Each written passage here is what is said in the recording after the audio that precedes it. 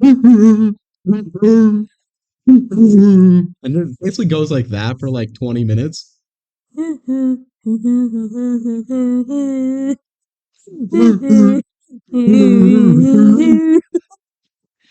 What great dialogue is gracing us on the first ever Disney Channel original movie.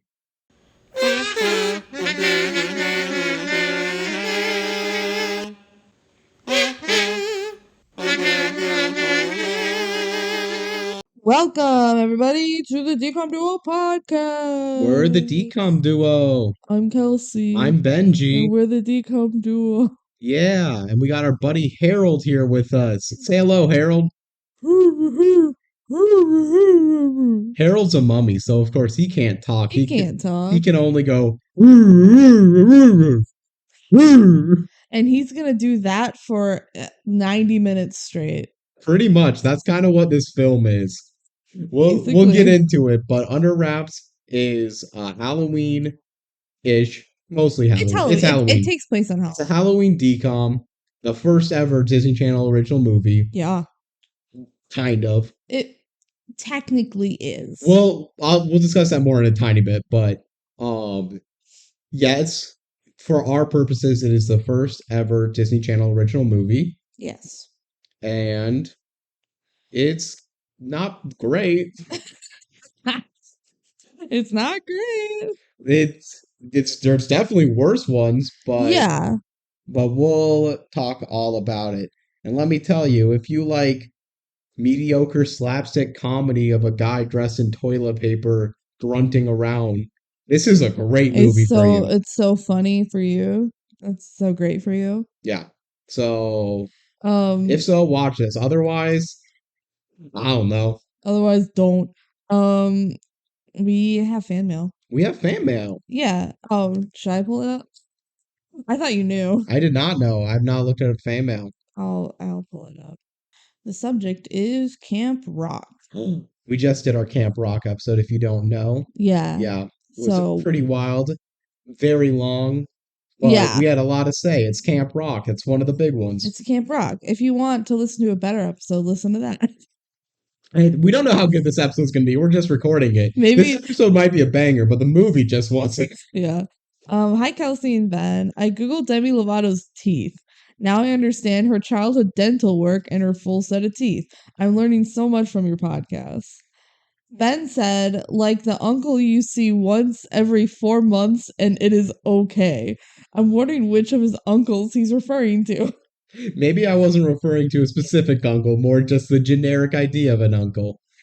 I just had to see what Bae's Camp Rock comforter looked like. Here's what I found. And she linked an eBay Camp Rock comforter. It's not showing up for me, but I separately looked up Camp Rock comforters, and man, are they good. Yes. Thanks for the fun. Shout out Bae for having the Camp Rock comforter. Yeah. Thanks for the fun, Tammy, Ben's mom. Awesome.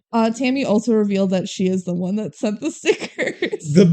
Probably what everyone thought it was. If you had any thoughts on the matter, yeah, she did it. She sent us Camp Rock stickers. It was really funny. She texted us immediately when she was listening to the episode. Yep, that was me. So that mystery solved. It makes sense. Yeah, it makes sense. It was really funny. Just randomly get stickers. It's just funny because if you don't know what we're talking about, again, go watch at least the fan mail part of the Camp Rock. Yeah. And we got sent stickers to our physical address, and we had no idea who they were from. We knew it had to be someone that knew our address, or a random person that somehow got our address, but... That'd be impressive. Yeah. And then they use that info to send us Camp Rock stickers. Pretty iconic. Honestly... Top 10 stalker of all time. If that's the case, I'm happy to have that I'll stalker. I'll take stickers. Yeah, so if you want to send us fan mail, you can email us at the dcomduo@gmail.com. Yeah, spelled out like the podcast. Yeah, let us know your thoughts on really any DCOM. Yeah, if you have any thoughts on DCOMs that we're going to cover in the future, because we're going to cover every single one, we can even save that for that episode. Yeah. Or we can just read it then, answer some questions, talk about whatever. We also do have a mini-sode coming up in like about a month and a half. Just putting this out there. If you have any questions for us about DCOMs, about the ones that we watch, we're happy to respond to questions there. Yeah. If you have any debates that you want us to do, anything you can think of, we'd be very pleased to hear about it then. Yeah. All right. Should we get into Under Wraps? I think we should get into Under Wraps. All right. Under Wraps was released October 25th, 1997. It is the first DCOM. You Yes. know more about Yeah. is it actually the first? So do you want to talk about that? Yeah. Long story short, I might make a YouTube video on our podcast channel in the future. I'm not going to say near future because I've only really started conceptualizing it. But the definition of a Disney Channel original movie is much more debatable than you would expect. There's a lot of stuff. There are several DCOMs before this movie. If you count any movie made for the Disney Channel, a DCOM. But we're going off of what is branded as a DCOM. But even then, there was another movie that came out before this one, that was branded as a Disney Channel original movie in some like marketing. However, when Adventures in Babysitting came out in 2016, they said it was the 100th DCOM and gave a list of the 100 DCOMs before it. And Northern Lights was not on it, and the first one was Under Wraps. This is probably because Northern Lights doesn't really fit the vibe. I've never seen it, but from what I know, it's a more adult movie, and that doesn't really fit the vibe that Disney Channel is trying to go for, to be like, this is what DCOMs are. Yeah. So, yeah, we're not caring about Disney Channel premiere films. Like, that's too much. We don't want to go back to 1983 and watch all those movies. Be happy with the 100 some DCOMs that we are covering. Yeah. There are other movies that are also like weird exceptions, like 16 Wishes is one we talk about. That one stars Debbie Ryan. So like, why isn't it a DCOM? Just because it's not. Like, I don't know. It's just sometimes some stuff are promoted as DCOMs, even though they're not, and some are. We're kind of mainly going off of the Wikipedia list. We will cover High School Musical 3. Yeah, that's the exception. Yeah. All this to say, for our purposes, but standing as no real meaning, Under Wraps is the first DCOM. There was never a point where anyone said this is the first DCOM before it came out. Yeah. Because like DCOMs became like a brand, basically. Yeah. So they didn't know back then like what DCOMs would become, you know? Yep. So yeah. So all of that is just a lot of words to say it's the first one, but the fact that it's the first one means less than you think it would. Yeah. Cool.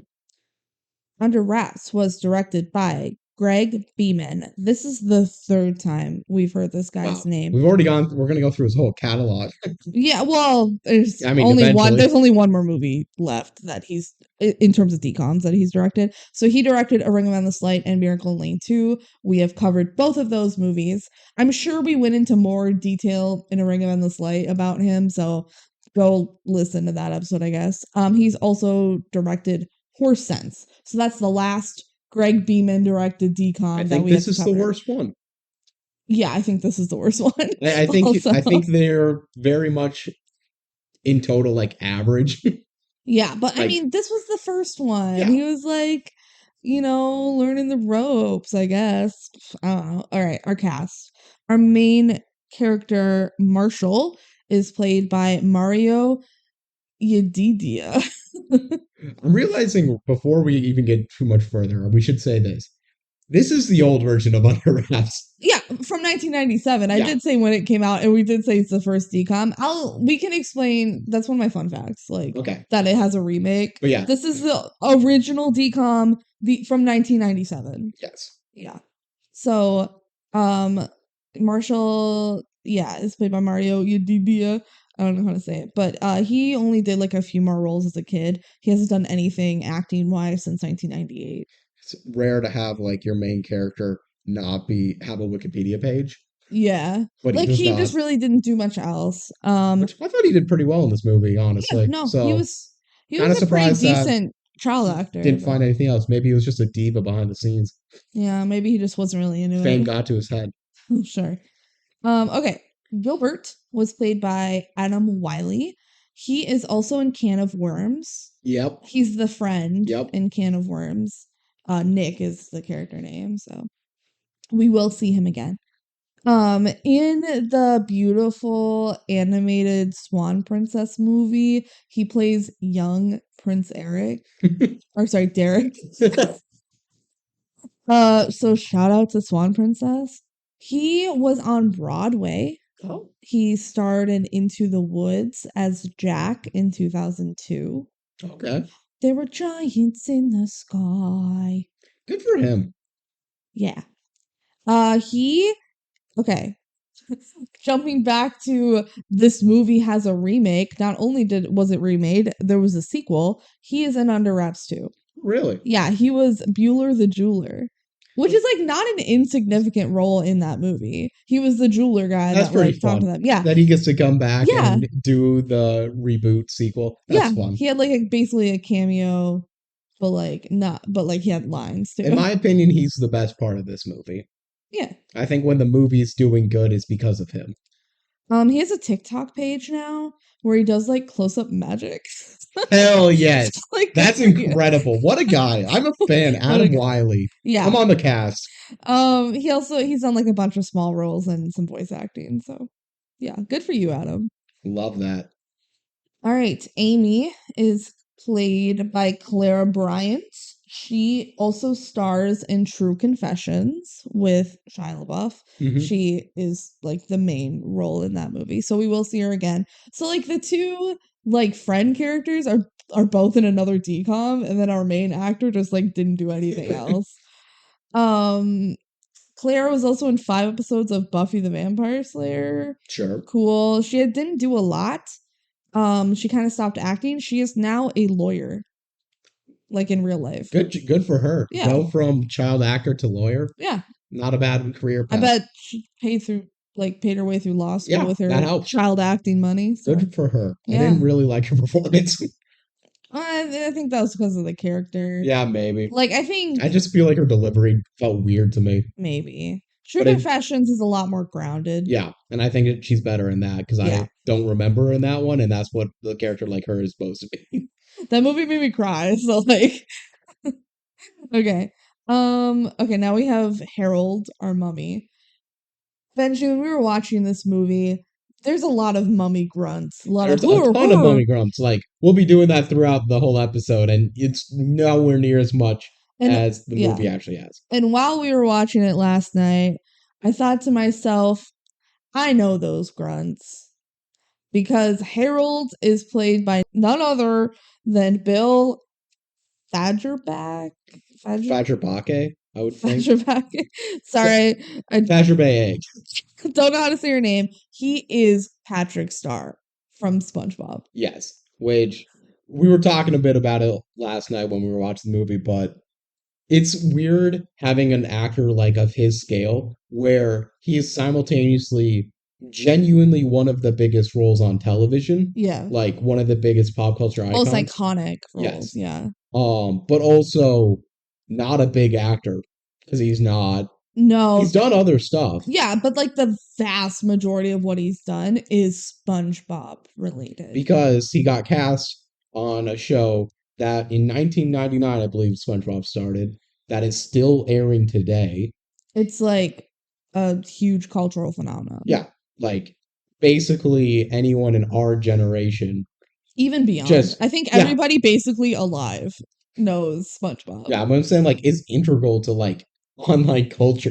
Yeah, it is. SpongeBob references pop up in places where if you don't know the show, you don't know how much people are talking about it. Yeah. And that's for just a random Nickelodeon show. I do wonder if that cut down his DCOM appearance abilities because he was under contract all this time under Nickelodeon. Maybe, but he was in one other DCOM, and that is The Ultimate Christmas Presents. So we will see him again. Mm-hmm. Interesting, though. I don't know. It's kind of interesting he got like 2 DCOM roles. when he doesn't do a ton of live action. I think especially since he started doing Well, once he SpongeBob. starts SpongeBob, he's been set for life. Yeah.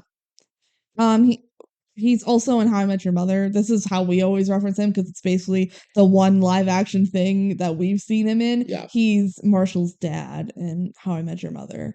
So we Mhm. always say like, "Oh, Marshall's dad." Because I mean, if you just recognize the face before the voice, because he does a voice when he's doing Patrick. Yeah, that's not his normal voice, but he does the same kind of noises when he's a freaking mummy. Yep.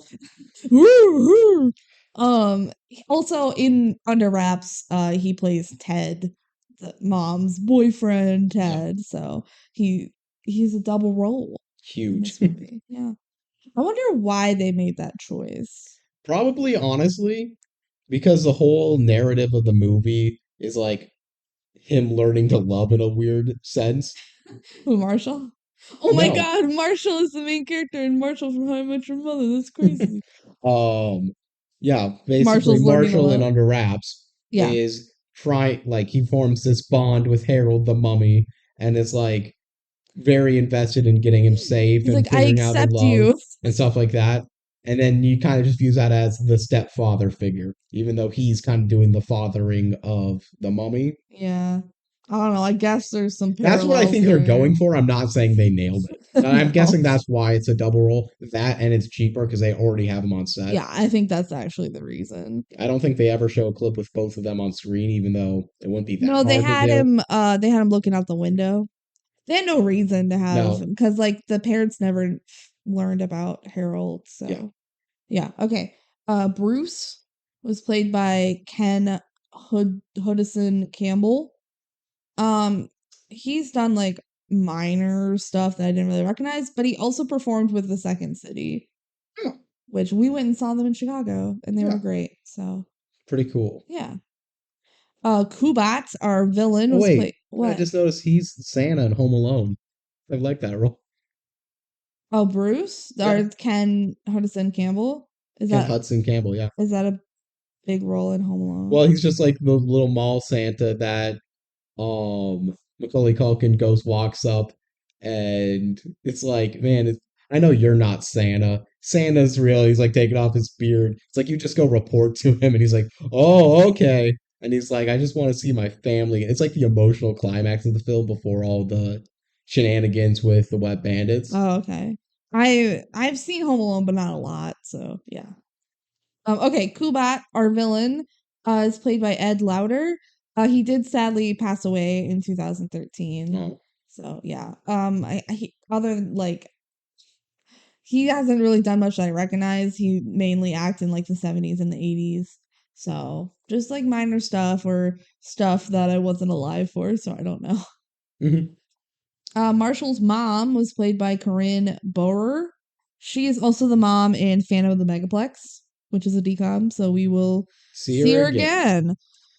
And finally, Leonard. I had to include him because Leonard is so Leonard is funny. iconic. He's played by Joshua Dennis. Literally, this is his only role, and he's either is an opera singer or there's another opera singer with the same name. I think it's the same guy, but Sick. he sings opera. I love that for Leonard. That this is Yeah. his only role. Literally What a his king. only role. It's so funny. All right, fun facts. This is the only DCOM that has a remake. We already talked about this a little bit. In 2021, they remade this movie. Just same title, Under Wraps, same plot. We will be covering it. Yes. And then a year later in 2022, they have Under Wraps 2. Like, We have a lot to say about both of those movies, but we're going to save those for those podcasts. It's just so bizarre that they're like, it's weird. Let's remake it, which makes sense. Like, okay, this is the first DCOM. So if you're going to remake one, it's kind of cool to do the first one. But then to make a sequel? Okay. This is the two arguments that I'm going to say both against that. Number one, we just went through like a whole spiel about it doesn't really matter that this one's the first one because it's really first on a technicality. But this is what they're branding as the first one. Yes. So that's a thing. But people aren't really nostalgic for this one. I don't get why they didn't like remake Halloween Town. Maybe people would call them out on it a bit more, but I feel like people would watch it more. Do you think the fourth Halloween Town is too recent still? I mean, not that it's super recent, but like maybe, but I think you could get away with it, I don't especially know. Like they made 4 of those just suckers. bring Kimberly J. Brown back and have her be like a very small role and just have new people go to Halloween Town. It can be Halloween Town 5 with just a soft reboot or something. I don't Like even a like Halloween spin-off Town. maybe. I'm just I feel like Yeah. that makes way more sense on a financial perspective than remaking Under Wraps, which people didn't really care about. But maybe it's because they wanted to have Under Wraps on Disney Plus and it's not on Disney Plus. Yeah, so we can talk about that now. Under Wraps, the original, is not on Disney Plus. What? There are a few DCOMs that aren't. So like Jenny Project isn't, Jet Jackson the movie isn't, and The Other Me. Is there any There others? might be, I can't remember. Yeah, we those are the ones off the top of our heads that we know are not on Disney Plus, or at least weren't when we watched them. We're pretty sure they still aren't. I'm guessing there's just some right issues with all of them, which is like That's so you weird. I don't know how the world of rights work for streaming, Yeah. so I'm not going to pretend like I should know that. But they've secured like everything else, and it's kind of weird that they couldn't secure this one. Yeah, and then they remade it, but what, didn't fight to get the And I original? feel like this is the only time people would want to watch it is Yeah. when the remake was coming out. I'm Yeah. surprised. So like what? Okay. So the other fun fact I have, I did find Adam Wiley's TikTok. That's how I know he has TikTok. And I was trying to scroll through to see more videos about Under Wraps, and I couldn't really find any because he has so many up close magic Again, videos. king king stuff right there. Just like I turning your childhood acting career into Like close up close up magic. magic is such a great pivot. I love that for him. Yeah, but I did find one TikTok where he's like, it was fun facts about Under Wraps part 2, and I couldn't find part 1.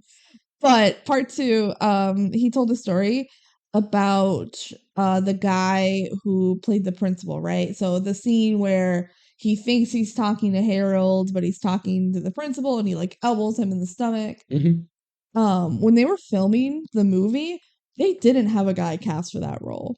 This is why I'm like, yeah, they were lazy and just double cast Harold and Ted because they didn't even cast a guy to play this like principal role. So they didn't have a guy, They just filmed that and in post. no, the guy who got the role was the stand-in for the mummy, and it was Adam's idea to like cast him as the principal, and he helped him with the audition like right then and there. So, It's decently cool. yeah. So, it's a fun little story. All right. So, since this movie is not on Disney Plus, we do not have a Disney Plus description, but we do have an Amazon description because that's where we found the movie. Yes. Drum roll, please, for our first ever Amazon video description. 12-year-old friends help a mummy on Halloween. I've got to say, this is one of the more accurate DCOM descriptions that we have gotten. It's literally it. It's like barely a sentence. We don't get any sort of plot summary here or anything, but you know what? It's 12 Yeah. year old kids. 12-year-old friends. They're They're friends. They help a mummy on Halloween. Yep. Yeah. They also help them before Halloween. Yeah, it's like 3 days, but it ends on Halloween. So, yeah, good enough. Yeah. You checked the boxes. Good job, Amazon. You did it. Good job. All right, ready to dive in? Let's dive into the movie. All right, so we open it on the movie, and there's some really fun, like, stop motion animation with, like, spiders. Yeah, they do a and full opening credits sprawl. It does loop through like the same couple things a couple times. Yeah. Where it's just like the mummy peeling back a page, and then it like sprawls out and there's spiders, and the mummy peels back a page. Yeah. But it's fun. It's fun. It's nice. It is kind of weird though to have like actual opening credits for a DCOM. I feel like Again, that never this is happens. where I don't think they had everything set. This wasn't filmed thinking it was a DCOM. Right. Well, I mean, it's not like an uncommon thing for a movie in general, but like no other DCOM, none other really does this. Kind of Freaky Friday, but we'll get there when we talk about Freaky Friday. Okay. So we open the film on a family, right? And they're like at dinner, they're having family dinner, And the sister is teasing the brother about being scared of monsters. And he goes, "Shut up, you cow." I'd like to point out the second word ever said it in a DCOM is Ben. Yeah, the kid's name is Ben. Yes. Yeah. It's like, now Ben. It's like, oh, Oh, Ben. yeah. Yeah, so they're like, even the parents are kind of teasing the kid, Ben, because he's seen a monster, right? But they don't believe him. Um, but like you can tell someone's like looking outside the window because you get the camera angle from like outside. Like, Yeah, ooh, someone's there's some watching them. cinematography Yeah. to it. But then they all just go like, there's nothing wrong, Ben. Yeah. And then so they're like cleaning up, the mom's putting food down the garbage disposal, but then the dad's like, "Honey, you go sit in the couch. I'll finish cleaning up." A man who does the dishes Yeah, and in 97? it's so funny because he's like so sweet to his wife, like, "Oh yeah, go do the dishes," and then he like the next second he's like, "Shut up, kids!" Like he like yells at his kids. It's like, "Don't worry, honey, I'll do the dishes." Um, okay, so he's doing the dishes, and as he's doing the dishes, he drops a like full size knife, like a knife Like a used for cooking cooking, knife, like a yeah. cooking knife. He drops it sharp side up in the garbage disposal, right? Oh, well, I guess you gotta carefully pick that up and put it out in the sink, Well, the right? garbage disposal is on right now, so it's moving around, but he turns it off. But then right away, oh, big scary monster breaks through the window, turns the garbage disposal back on, I guess, and it starts shoving the guy's head down towards the knife This that is is a face up. genuinely great scare. That scares the crap out of me, and the monster goes, "Am I real enough for you?" Yeah. And then we cut to kids watching this movie in the theater. Yeah. This is a movie within a movie to start the movie. Yeah. But there is maybe not a better single minute of this movie than the fake movie because it is genuinely a great scare moment thought That of like for like a 1 minute. It is genuinely terrifying that to have a scares me sharp more. side Yeah. mic or a sharp side Knife. knife up facing your head and then someone pushing your head towards it while it rattles around in a garbage disposal. That scares me more than any like supernatural shit. I know it is a big scary monster doing this, but like anything pushing my head down towards a knife That, yeah. is terrifying. Garbage disposals freak me out in general. Like I mean I like having one. I think they're very useful, but like getting your hand or anything in a garbage disposal just freaks me out. Mhm. So a knife being in a garbage disposal, no, thank you. Okay, so it's just a horror film. We have Marshall and Gilbert. They're in the theater. They're watching, and Gilbert's like really scared. Marshall's loving it. Marshall's so into it, right? I mean, these are like a couple of their character traits. Yeah. So Gilbert like leaves because he's scared and he misses the whole movie. So like after the movie, Marshall comes out. He's like, "You missed the whole movie. What the heck?" And Gilbert's like, "I like happy movies, like The Sound of Music. You know, singing and dancing and Nazis." Oh, happy movies all have Nazis. I mean, the Nazis don't sing and dance, but if they did, that'd be cool. Like, what? They should have given all the Nazis musical numbers. So then Gilbert says, "Hey, Marshall, what are you going to be for Halloween?" And he's like, "Oh, nothing, I guess." I don't know why they're talking about this. And just to establish it's near Halloween. Yeah. And then they're walking home and a car like almost runs them over, like going super fast. And we learn it's Mr. Kubat. And he ran over Marshall's bike last year because That was rude. he drives like a maniac. Man, he drives recklessly. Yeah. Man, that's gonna kill him one of these days. Yeah, and his house is like super creepy, right? And Gilbert has been like supposed to be collecting money from this guy because he delivers his He's paper. a paper boy. Yeah. And apparently I don't live in an era where there are paper boys, maybe. But apparently you go up and collect the money I mean, from how it. else do you get the money? I thought they would ship it off to like the company to pay for their newspaper, and then the newspaper who employs the kid would pay them the check. Yeah, I don't know how it actually works. But apparently that's how it works, which it could. For as far as I know, it could. Yeah. So he hasn't been collecting the money. Marshall's like, how long has it been since like he hasn't been collecting money? And it's been 2 years. 2 years this guy has been getting the newspaper for free. Honestly, what a gig. Just be scary and you get free newspapers. Yeah, I guess so. So Marshall's like, you know what? It's payday. We're collecting. We're gonna go up to the house and we're gonna get your money. Which it's like nighttime. Like, why do you have to do this now? I guess you know he's home. They know he's home and they're thinking about it now. It makes enough sense. Marshall's just like, justice. Ah. Ah, justice. And Gilbert's like, no, it's scary. He's like, one kid disappeared after blowing up Kubat's mailbox. And Marshall's like, that's because he moved to Toronto. He's like, funny. And Gilbert's like, he did? This, like, he's like, wait, why haven't we heard from him? The first, 15 minutes of this film before they get into mummy shenanigans, it's like, there's a lot of promise to it. It's genuinely good. A lot of the dialogue's pretty funny. A lot of the jokes are set up.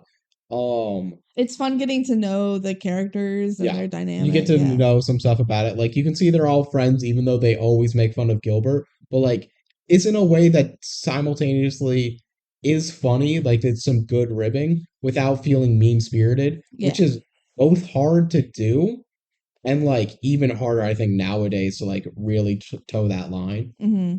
But I feel like they do a good job of Gilbert making him the character that, like, even he will make fun of himself without everyone still appreciates him being around there. Yeah. Yeah. So the kids, they ring the doorbell and the door opens and Kubat, the way he's like so dramatically opening the door, there's like a spotlight on him. Mm-hmm. And he's holding his like very aggressive dog on a leash. Like, he set this up. He's like, you know what? I'm gonna scare the shit out of these kids because I don't want to pay my newspaper. Do you think he has like a fog machine? I think so. Is this the day that he dies? Yeah, this is the night. This is the night. Well, he dies in the morning. Yeah. Officially. So this is the night before he dies. Spoiler alert. It's not much of a spoiler.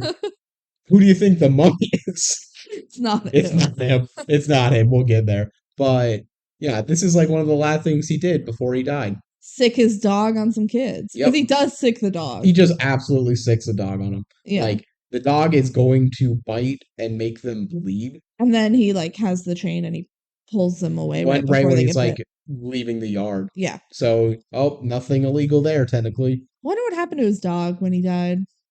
They never bring it up, do they? His death is very important to the plot. They probably just like impounded him, I guess. Maybe he had a loved one. Maybe he had a loved one. Okay. So Marshall and Gilbert make it to Marshall's house. And hi Ted. It's Ted. He's here. He's Mom's boyfriend.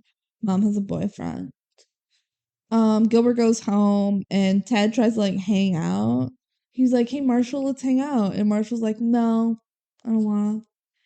And then so Marshall goes up to his room and it's like totally decked out with all this monster shit. He very much likes horror movie stuff. Yeah. He likes. Honestly, it feels weird how little excitement he has for Halloween compared to what his room is. Well, he's like, this is my everyday. Like, he's like a hipster. He's a hipster. Like, I like horror every day of the year, not just Halloween, guys. I'm the one person keeping the horror store alive when it's not Spirit Halloween season. Yeah. I mean, literally. So then mom comes up and she's like, hey, Marshall, you know, Ted is pretty cool. Right. And it's been a long time since your dad and I divorced. So that's an answer where his dad is. He's not dead. They're just divorced. Also, we pointed out that in his bedroom, it says open if you dare, but it's on the inside of his bedroom. I mean, I was thinking about it. He could probably just swing that around. But, like, also, it's definitely just taped onto the inside of his door. It's pretty funny. Yeah, so I guess that's the end of the conversation. Was like, hey, Ted's pretty cool. He's like, it's yeah, weird. I know, They Mom. have these mother-son conversations, like, not that infrequently, but they're always, like... It's like 2 seconds long. They're always, like, 3 lines. They feel like you're going to get some emotional push on this, and there's nothing. Because the mom It just doesn't really try. She's like, "Hey, how do you feel about Ted?" And he's I like, think "I she's don't really going. care." And then she goes, "Okay."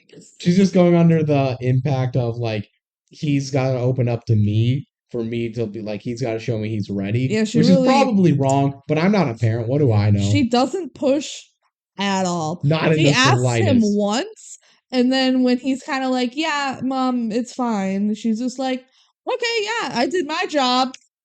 Done there." Like, I'm a parent. I'm a parent. I'm doing it right. She's doing her best. Okay, so then cut to school. Literally, okay, I wrote a girl comes up to the boys and says, Kubat is dead. So we find out immediately Kubat's dead.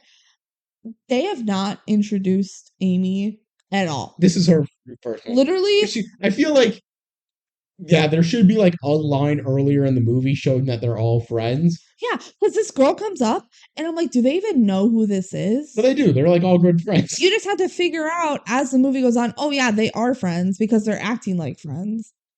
It's just it's so abrupt. Yeah. And in the remake of Under Wraps, she's like a new girl and they don't know her. And that makes more fucking It does sense. make more sense. But like they're just friends in this movie. Okay, so she's like, "Yep, Kubat is dead. He was on the kitchen floor covered in pancake batter." And Gilbert's like, "He was killed by pancake batter?" Gilbert. Silly Gilbert. And Amy's like, "No, he had a heart attack." What? Still dying doing making breakfast. Yeah, What a and then sad way to go. in the middle of the conversation, Amy's like, "Oh, I'll eat your peaches. Like, I want all the peaches." And they're like, "The peaches are hard." What? How are peaches hard? Peaches are like one of the juiciest freaking fruits. This is something that's really It stuck with bothers me. you. Okay, especially like a school lunch, they use canned peaches. They microwaved them until they were rocks. They like steam them. Like, Let's have what? some steamed peaches. Yeah, whatever. Okay, so we learned that Kubat used to work in a museum in New York, and Amy's parents are selling his house, and that's how she knows all of this. Um, and we also learned that Gilbert's mom takes her dolls to the movies, and she bought them popcorn once. Yeah. Gilbert's So mom is she's a character. she is something else. We don't even ever get to see her. No, we hear her voice, but yeah, We'll talk about it a bit more later. But like she's iconic. she Gilbert has a rough family life.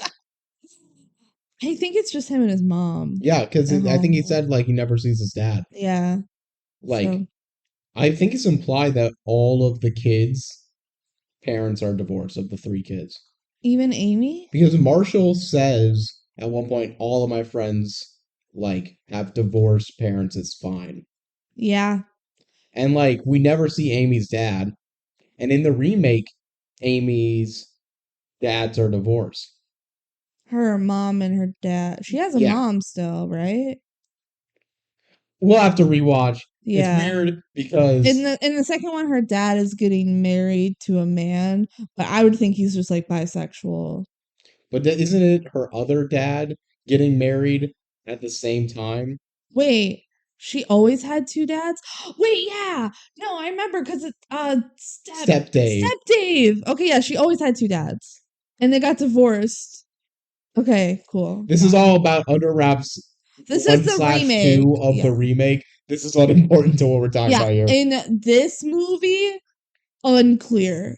Cool. It's not important. Okay, so cut to nighttime. Oh, sorry. Amy's like, there's a coffin in the basement. We should check it out. Cool. Check. Cut to nighttime. So Amy and Marshall go to Gilbert's house to pick him up. And Gilbert like tries to get out of it. Like, oh, I can't. My mom said no, but they call him chicken. And then he's like, yeah, my mom won't let me. And then Amy yells, Mrs. Anderson? And you hear a voice in the back of the house, call me Esmeralda.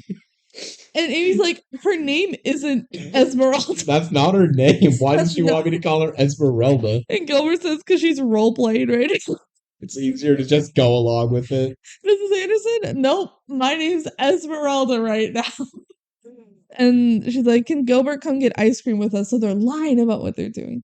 But she's like, "Can he go get ice cream?" And she's like, "Yep, Bring cool." it back by 8:30. Yep. And Gilbert's like, "Why the fuck are we even doing this?" Like, He honestly, it doesn't make sense why he goes along with some of this stuff, but he's just too. He doesn't want to say no himself. He wants to say no for other reasons or have it he's be a hanging group out with his decision. Yeah, friends. they are friends, And but they're it's peer like, pressuring him. yep. And I mean, that happens. Yeah. Yeah. But Okay. they're like, be back by 8:30. So Marshall sets his watch to go off at 8:30. Yeah. Chekhov's watch.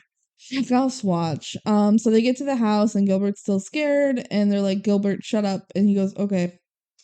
And then they push open the basement window, which is like blocked by a really big cabinet, so they Mhm. like force push it open. And we see the mummy coffin. What's it called? Sarcophagus. Sarcophagus. I'm just gonna call it coffin because that's way easier to say. The moonlight comes in and Gilbert like Gilbert is falls. hanging over, like, they push open the window, and And Gilbert like falls Marshall in and Amy kind are of. holding his feet. He's Yeah. upside down. Like, Yeah. they're like, pull him in, but like, also take a look at what's going on because this is actually a good angle to see stuff. You're Yeah. safe.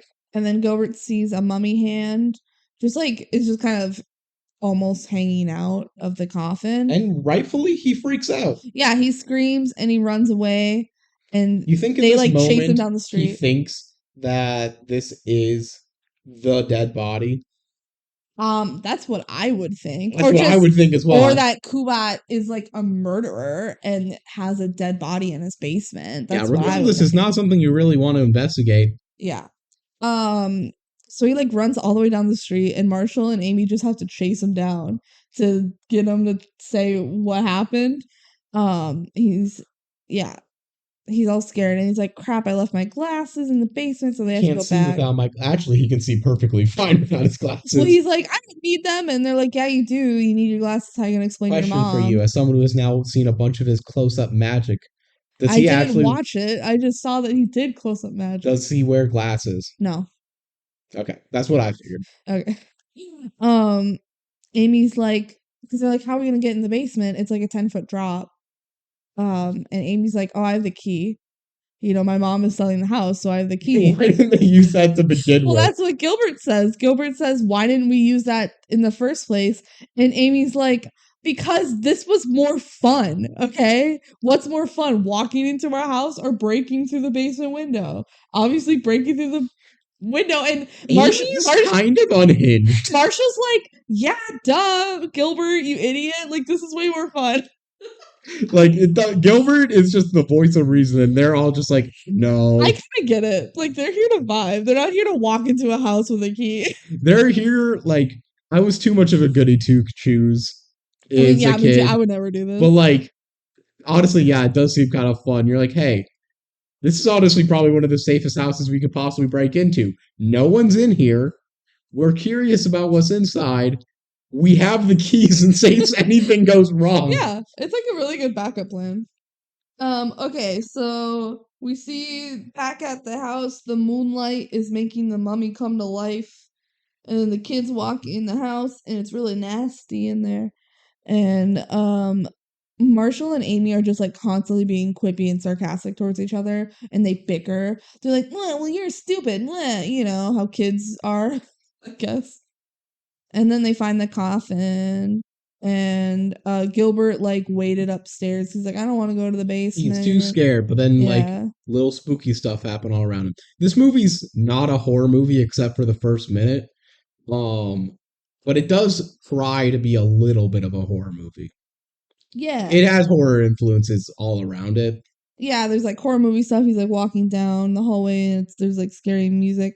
And then a mummy breaks through the door. And at this point, Amy and Marshall had come upstairs again. And the mummy breaks through the door and they're all there. And then we get a whole mummy chase scene throughout the house. And there's lots of mummy noises. And they like barricade the door. And the mummy just like immediately breaks through it. Yeah, I mean, what would you feel if you saw a giant mummy I'd be scared. running around and then breaking through your like heavy barricade? I'd be really scared, but honestly, watching it as a viewer, I'm like, Okay. I mean, did you hear your tone of voice when describing what was happening here? It I'm wasn't in shock bored. and awe. I'm bored. Just like talking about it. It's a lot of this throughout the movie, so just be prepared. Okay. So then the mummy sees a toilet and he shuts the door and he goes to the bathroom.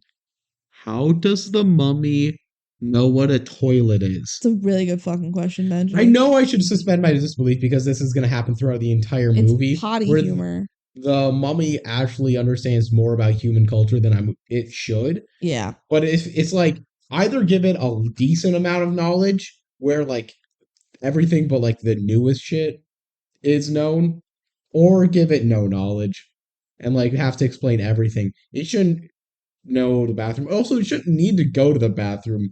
I It does feel. because it's been asleep for hundreds of years. Yeah, but like it's also a dead body. Dead bodies don't poop and piss. I always have to go to the bathroom when I wake up. Are you a mummy? Doesn't matter. He was a person once, you know. Yeah. Now he's a dead one. Okay, so they like hear him peeing. And he comes back out and the mummy grabs Gilbert and lifts him up like by the shirt with one hand. So he's really strong. Mummies are uber powerful. And then he hands Gilbert his glasses and Gilbert's like, "Thank you." And then he puts him down. And then they're about to like run away from the mummy, but when Marshall's watch beeps, there it is. His watch beeped. It's 8:30. And this freaks the mummy out. And Marshall's like, hey, it's okay. Look, it's just a watch. It has a calendar, an alarm, and a stopwatch. It's just a commercial for the watch now. Yeah. And Amy's like, get away from him. But they learn, like, wait, he's not actually gonna hurt us. He's like pretty chill. And Amy's like, oh, he smells horrible. And the mummy touches Amy's hair. And Marshall says, I'm gonna keep him. Like he's a puppy or something. Yeah, it's also I feel like a wild decision after you thought he was trying to kill you, and then he did give the glasses, so you know he's like not really trying to kill you, but he's still very dangerous. I'm gonna keep him. That's a rash decision to make right away. And they're like, what? You're gonna keep him? And Marshall's like, otherwise they're gonna experiment. Yeah, immediately him, goes okay? the H2O route. Well, he says, haven't you seen E.T.? Yeah. Because, yeah, back then it was the E.T. route. Now we say H2O because that's why the H2O girls keep their mermaidness a secret.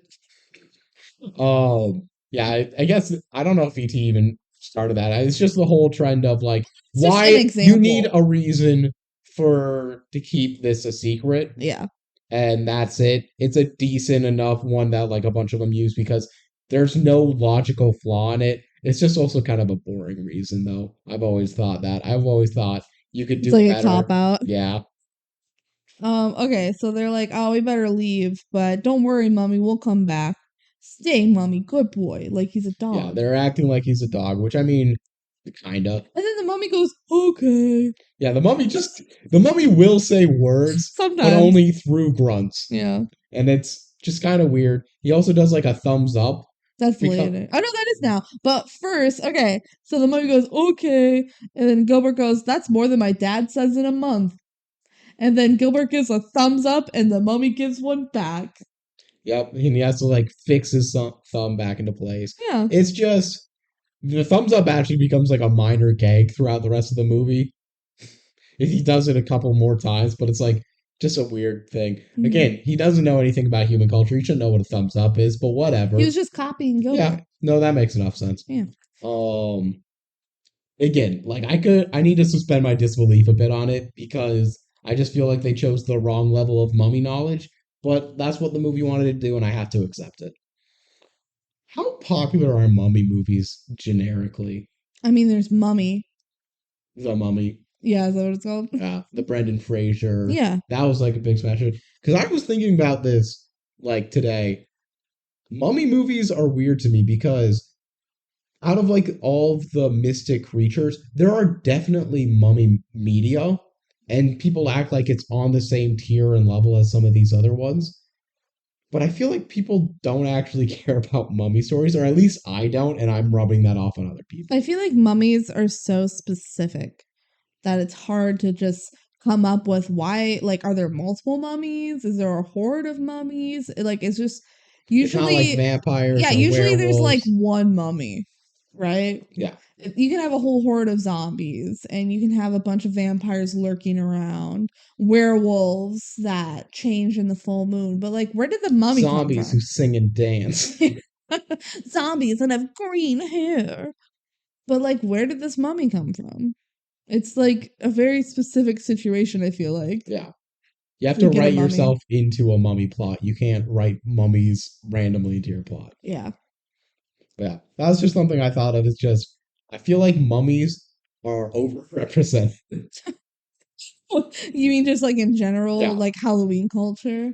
I think it's also possible because it's such an easy Halloween costume where you just take a roll of toilet paper and Yeah. wrap it around yourself. It is very much though, like if you think of like cute little Halloween decorations with monsters, like mummies are very common. It's one of the cryptids that like humanity has cared a lot about. Yeah. And it's just kind of weird. It is kind of weird. All right, so it's the next day at school, and Amy's talking to Marshall, and she's like, maybe we should tell someone, like maybe Ted. And he goes, no, not Ted. Like, Not my future stepdad. it's so weird that she even suggests that. It's just so that I we think it's could. so she could get a rise out of him. I think it was just the movie trying to be like, remember, I he think it was hates her Ted. trying to get a rise out of him. That's what I Maybe. felt. Marshall's like, he's our problem. We're gonna deal with it. Okay, then this guy Todd comes up and tries to talk to Amy, but Amy shuts him down so hard. This is Todd's only line in the movie, and he's just shooting his shot. Yeah, He's he's just just like, like, hey, do you want to hang out? he's being nice, he's being polite, he's not doing anything rude. Yeah. And Amy's like, why would I ever talk to you? Yeah, Amy's like, Todd, go away. Like, I no. And they're like, what's up? Like, why don't you go with Todd? And Amy's like, it'll never happen. He saw the Olsen twins movie twice. Can't respect a guy like that. Wow. Damn, Way Amy. to just reinforce fragile masculinity tropes. Yeah, what the hell, Amy? If I want to see the Olsen movie, which who knows if there could be a future project watching all Olsen twin content. I've only really seen Full Full House, House pretty much me too. and They did have a the bunch clip of of the pizza song. oh, pizza. They had a bunch of movies, but yeah. Okay, so now they're talking about the mummy again, and they have a conversation of like, what do we even really know about mummies? Kind of like what you and I just did. Amy's like, he could be dangerous, but like, I guess he didn't eat us last night. And they're like, zombies eat people. Like, mummies don't eat people. Yeah. What do mummies even do? Blah blah blah. They just walk around. There's like monster lore, and then they're like, we don't know much about mummies, so let's find someone who does. Find someone who does. Marshall's like, I know a guy. So he takes them to Bruce. Yeah, Bruce has a spooky store. Yeah. It's Spirit Halloween, but permanent and better. Yeah, it's not like costumes, it's like memorabilia. Yeah, it's just like, hey, do you want some spooky stuff for your goth section? Yeah. Bruce comes in for like pretending to be dying with like fake blood and stuff, but none of the kids buy it, and honestly, it doesn't look that bad. It doesn't look that bad. Gilbert doesn't even buy it. Like, none of them are scared, and Bruce is like, man, I wanted to scare you. So Marshall introduces everyone, and he's like, yep, this is Bruce, these are my friends, whatever. Marshall and Bruce talk about the new horror movies, like the one that Marshall and the one that was Gilbert the first minute of the film. Yeah, it's like a franchise. Yeah, it's like Warhead 3. Yeah. And they're like, we need some info on mummies, and they lie and say that it's for a school report. Which, again, mummies are a real thing, so... Yeah. So then Bruce brings them in the back to look at a bunch of old books. And they have a book on mummies, so... a pretty big one, too. Yeah. So he says, mummies raised to seek vengeance, like usually. And they says that's the only reason they come to life. And Bruce looks more, and it says, during the Festival of the Dead, which is kind of like Halloween, maybe. Not exactly, but, you know. For our purposes, it is Halloween. Yeah. The spirit of a mummy may be freed by the full moon. But if he doesn't return to the tomb by midnight, his soul is lost forever, and he, like, turns into dust. So yeah. Yeah. So And if this then mythos is true, Harold will die if he doesn't get back to his sarcophagus. yeah, and while he's saying this, he likes building up like, oh, if he doesn't return, he'll turn dust and his soul will be lost forever. And then like lights and screaming start flashing, like Like whatever. full movie magic, but it's happening in Yeah, diegetically. It's and happening real. the kids scream, right? And then he goes, this is my special effect, and he like flips a little switch. It's pretty good. It's a It's good pretty gag. fun. It's a good gag. I'd buy that from his store. And then they like see a symbol in the book that's the same symbol they saw in the coffin. It's the Eye of Ra, if you know Egyptian hieroglyphs. They don't explain that in the movie, but They did say. they really? Yeah, they said, oh, that's the Wow. Eye of Ra. Well, I missed it because it obviously wasn't that important. No, it's just like, hey, this is the Egyptian symbol. Yeah. Okay. So now the kids are biking around and they're debating what to do next. And then a little kid named Leonard shows up and he goes, you want to see me pick my scab? Leonard is the best part of this movie. Love it. Let's be actually honest with ourselves. He is so iconic.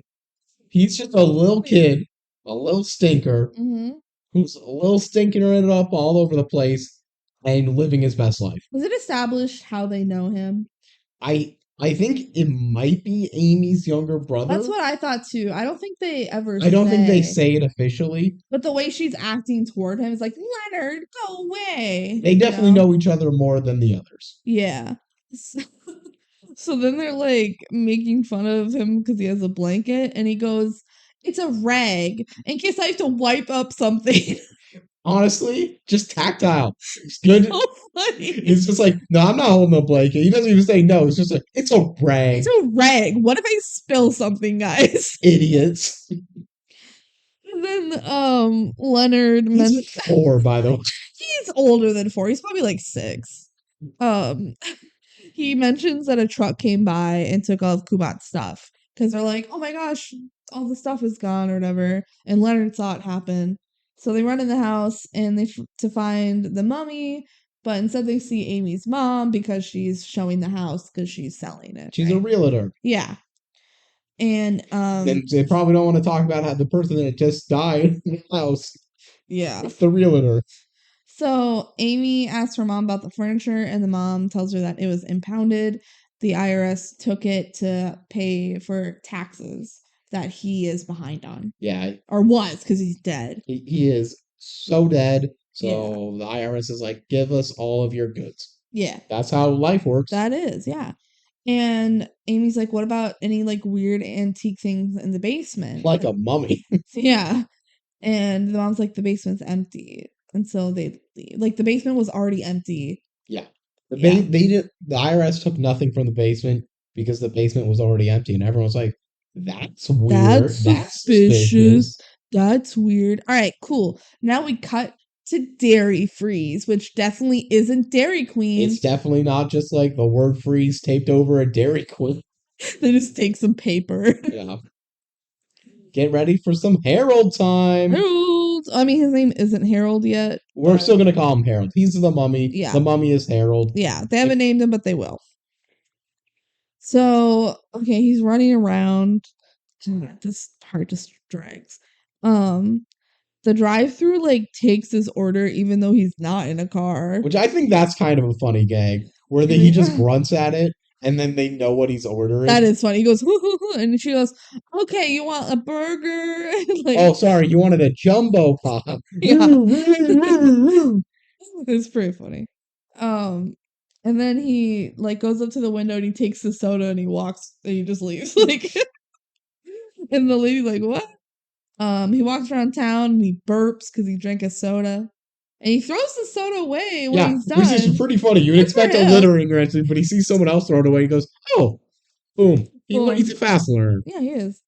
And then a kid sees him in the park and he goes, look, Mom, an ugly man.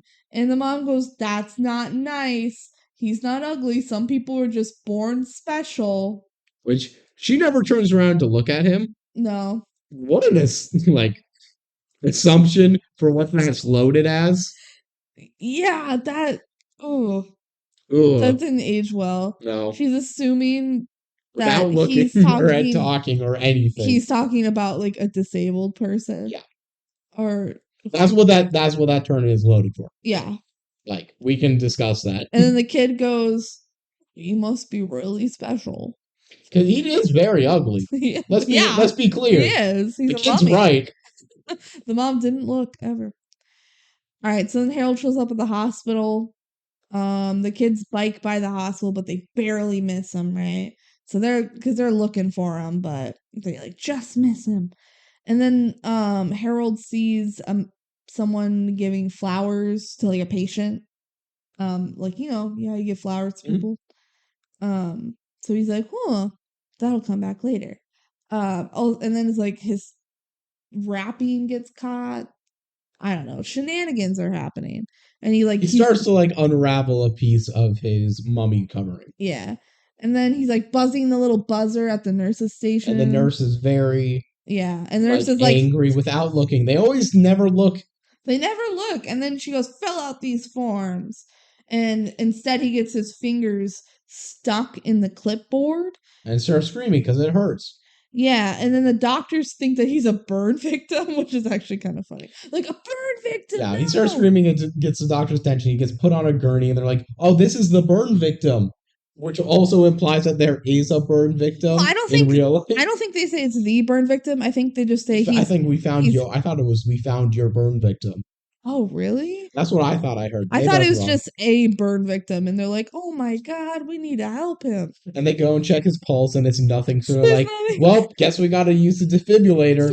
Even though he's screaming on there. He's literally going, "Hoo, hoo," and they shock him twice.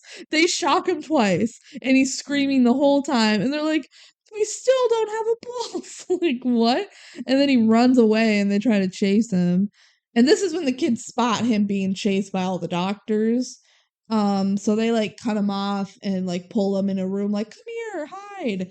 And they escape. Yeah, the doctors just completely avoid him. Which I guess they're trying to like, they don't have any reason to say like bring him back other than the fact that they think he's hurt. Yeah. No, so they're just trying to help him. They can just like let him go. It's fine. Yeah. So they're like, "What happened? Where were you?" And he starts like, he gives a full like minute monologue of just miming what has happened in the last 10 minutes of the movie. Yeah, and Marshall goes, "Oddly, I understood every bit of that." So, okay, cool. It's not the most descriptive for us to just verbalize what the physical actions are he's taking, so we'll just move on. So they're like, "Where should we take him?" And Marshall's like, "I guess we can take him to my house." And Gilbert says, "Let's just tell your mom that he's a foreign exchange student." And Marshall's like, "What? Like, that won't work." And Gilbert goes, "My mom would believe it." So why don't they bring him to Gilbert? If his mom would believe it, that's what they should be. His mom, yeah. But Marshall wants. And he has not talked to his dad in like 4 months. Yeah, shit. Okay. So then they get to Marshall's house and they hide him in the bedroom, or they're going to. But the mom comes in to check on them. And they're like, "Oh, what are you doing up here?" And Marshall's like, "Amy's teaching us how to clog." So then she has to give a little clogging demonstration. And then the mom turns around and there's Harold. And she's scared, but then she goes, "Oh, wow, this new decoration's really good. This one's like realistic, right?" So she just assumes it's another one of his. It's one of those things. Like character hiding in a bush gag where whenever they turn around, they start moving closer in the bush. Or like a dog in a pile of stuffed animals. Yeah. It's just like, oh, that's not what it is, but like it's like I like this scene enough. But this is another like close to a mother-son talk. But it's just never there. Really, it's more just like, "What are you kids doing?" And then they're like, "We're clogging." And then she goes, "Okay." And leaves. Okay. We're really glossing over Amy's clogging skills, which are fantastic. She just does a little boop, boop, boop, boop, boop, boop. Just like a weird dancing. And the mom's like, "Wow, that was great." It's like, you did a good job. It's pretty funny. Okay, so then the mom's gone and they're like, "Man, we got to do something about the smell." So Marshall gives them some cologne. Yeah. This comes back later. We learn later that they've like stopped making this cologne. Yeah, he has like a collector's. And he just dumps the whole bottle on him because he needs it. Because he smells so bad. It's probably going to smell very poignant in there. Oh my god. You know very how pungent. In middle school, how like Axe body spray, Yeah. axe bombing. Body spray. Yeah. In the boys' locker room, which I obviously wasn't in the boys' locker room, but I could smell it from the outside. I was in the boys' locker room. Did it smell like Axe body Yeah. spray? It did. Yep. Okay. So like we need to get him back to his coffin. Yeah. What should we call him? We should give him a name. And Amy goes, Mommy? But then Russia goes, Harold. We should call him Harold. And everyone's okay with that. Doesn't he say it's like he looks like my Uncle Harold? Yeah, something like that. Like, okay. Okay. Rude to your Uncle Harold. And then Harold eats a goldfish. Not the snack that smiles back. Right, sorry, an actual real life goldfish. And Marshall's like, no, bad Harold, Spit it out. Spit it out. Bad. He treats him as a dog the entire movie. You know what he says? It's just like having a puppy. I have to like watch him all the time. Side note, we're getting a puppy this weekend. We're so excited. Yeah, so if you want to see some cute puppy footage, I am confident Kelsey will be posting some on her personal TikTok. Probably, yeah. You want to list off what that is? Cat, cat, duck. If you search that, you'll probably find me. Okay. And then the song, All by Myself. Honestly, soundtrack to the movie kind of goes off. Yeah, that starts playing, and Harold loves it. It's his favorite song. Harold is very into, like, soapy romance. Yeah, he is. Okay, are you ready for the twist of the movie? Dun dun dun. So it's nighttime. We haven't already hit it with the first minute not being the fake movie. There's something else we've been hiding. There's another twist. So we see some evil goons that have like Harold's coffin, and they see that it's empty. And they're like, what? Where is he? And then it's revealed Kubot is alive. He faked his own death. He faked his death. Which is always just a badass move. I love faking your own death. It's honestly very funny. And he like took all of his like artifact shit out of the basement. The IRS just apparently he owed him a shit ton of money. He was like black market deals. Tax fraud or tax evasion. And so he's like, I mean, he explains this later, but he wasn't paying his taxes. And since he worked at the museum, he would like steal shit. So he was just going to sell all of his artifacts and retire. And now he faked his own death and he's doing that. Yeah. Honestly, good villain in terms of this. It's a fun little plot. Fun. It makes all the behaviorisms make sense. Mm-hmm. Honestly, the villain's well written, I think. Yeah, I think it's a fun idea. That, I like taking your own death is something that should be done more. It's done enough, but like I'm saying in media, not in real life. Yeah. I just think it's a fun concept of like, how do we get a mummy in a story? Oh, well, this guy would smuggle shit out of a museum and then he fakes his death because he was going to smuggle it out. Especially because to this point of the movie, you would not be that like mistaken if you thought this was Kubot, the mummy. If Harold was Kubot. If you thought somehow some weird shit happened and it became a mummy? Yeah. I guess. I think that would be logical enough. Well, that's not what happened. Okay, so then Marshall is in his bedroom with Harold, and he sees his mom outside of his bedroom window, and she's with Ted. And they're like giggling. They're being cutesy couple. Yeah. And he's like, my dad doesn't come around much. And then Mom and Ted kiss. Yeah, he's just describing all this to Harold. Yeah. Harold loves love. Yeah, and Marshall's like, Harold, have you ever been in love? And Harold's like, And then Marshall goes, what's the point of love? Everyone gets divorced anyway. Like, you know, all of his friends' parents are divorced. And then they go to bed, or they're starting to go to bed, but Harold sees a house plant.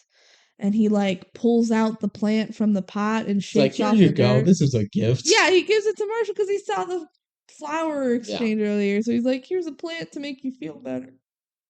And Marshall's annoyed, but also definitely likes it. Yeah, he's like, okay, thank you, Harold. So then it's nighttime and Marshall's sleeping, but Harold is like playing with items around the room. I guess he doesn't sleep. And he accidentally throws... He's been sleeping for like hundreds of years That's as a a good mummy. point. He That's a doesn't. good point. He can do an all nighter. So he accidentally like throws a ball thing out of a window at the window. And he like goes down to find it. And he sees that a dog is holding it. The next like 3 minutes of the movie is him fighting a dog, and like Yeah. not a big dog. Like No, it's like a little dog, and the dog runs away with the toy thing. it's like what? It's like a beagle mix. It's like a Jack Russell Terrier, I think. Yeah. Imagine that kind of small. It's dog. It's not the smallest of dogs, but it's a small dog. Yeah. And they are just fighting over a ball. And he slams into a stop sign. And then it's just more of this in the movie that we don't care about. Yeah, and he like bites his arm and he like dangles the dog. The important part is he eventually sees a bus that has the Eye of Ra on it because there's like an Egyptian museum exhibit going on, probably where he got stolen from. Probably where he got stolen from. Yeah. So then Marshall wakes up in the night and he realizes that Harold is gone. So then it just like abruptly cuts to the three kids on bikes. So you assume that he called the other two. At least hit their windows with rocks. Yeah, and Amy makes fun of Gilbert's pajamas. And he's like, well, where are your pajamas? And she's like, I sleep in the nude. And then Gilbert crashes into a mailbox. This is a thing that happens a couple of times in the movie, and it's weird, and I'm just putting it up as 90s movie, where basically Amy just says something where she's like, I do this, I wear a bra.